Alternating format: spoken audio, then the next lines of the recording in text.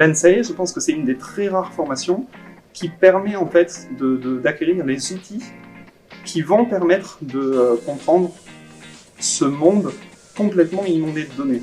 Et un monde qui est complètement inondé de données, il faut pouvoir avoir les moyens de le réorganiser, de réorganiser ces données pour pas complètement se noyer dans tout ce vivier de données. Et pour comprendre ce qu'on peut vraiment en faire. Et de mon expérience, il y a beaucoup de gens qui en font un peu n'importe quoi.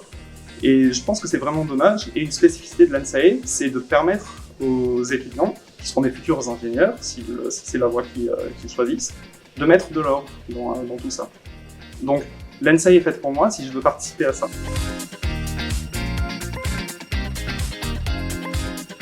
Donc je m'appelle Victor-Emmanuel Brunel.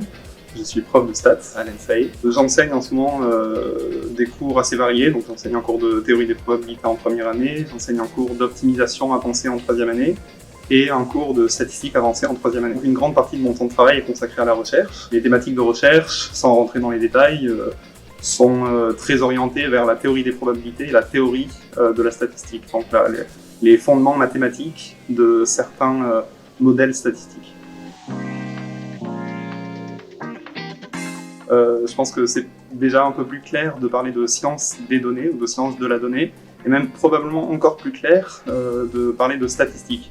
Même si statistique, c'est un mot qui semble un peu poussiéreux, on a l'impression que la statistique, c'est quelque chose qu'on fait sur Excel, dans un bureau, à l'INSEE par exemple. C'est bien plus que ça, la statistique, c'est une science qui s'intéresse aux données. Bon. Et des données qui peuvent prendre des formes très diverses. Des données, ça peut être un tableau Excel, mais ça peut être aussi des images, ça peut être des signaux sonores, par exemple, même si on s'imagine que les statistiques, c'est quelque chose qui ne s'intéresse qu'aux chiffres, ça s'intéresse à des choses qui sont qui peuvent être beaucoup plus complexes et beaucoup plus variées que ça.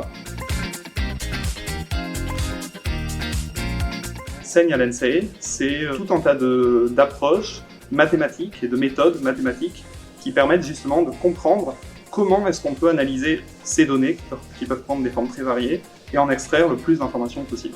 Donc lorsqu'on vient à l'NSAE, c'est vrai qu'on fait beaucoup de maths, notamment en première année, donc c'est pour ça qu'il faut quand même aimer les maths. Mais à partir de la deuxième année, c'est vraiment l'année pendant laquelle on va vraiment comprendre pourquoi est-ce qu'on a fait toutes ces maths et comment est-ce qu'on va les utiliser en statistique. Et ensuite, au cours de la deuxième année et surtout en troisième année, on comprend la diversité de tous les champs d'application, et quand je dis tous, c'est bien sûr pas exhaustif, puisque je pense qu'on en fait à peine 10% à l'NSAE, parce qu'on peut vraiment appliquer ce qu'on apprend à l'NSAE partout. On peut les utiliser par exemple si on travaille à l'INSEE, si on essaye de comprendre des comportements dans la population, si on essaye de comprendre l'économie française, l'économie mondiale. On peut aussi les utiliser dans des entreprises comme Google, Facebook, etc. On travaille quotidiennement avec énormément de données, avec des bases de données extrêmement riches, extrêmement complexes, et qui permettent de faire tout un tas de choses, que ce soit du ciblage publicitaire, que ce soit de la compréhension de profil pour cibler par exemple sur les moteurs de recherche les résultats qu'on va proposer à un utilisateur. C'est aussi de l'application à des domaines scientifiques, soit en économie, comment est-ce que les gens se comportent dans une situation de crise par exemple, donc comment est-ce que l'économie évolue en temps de Covid.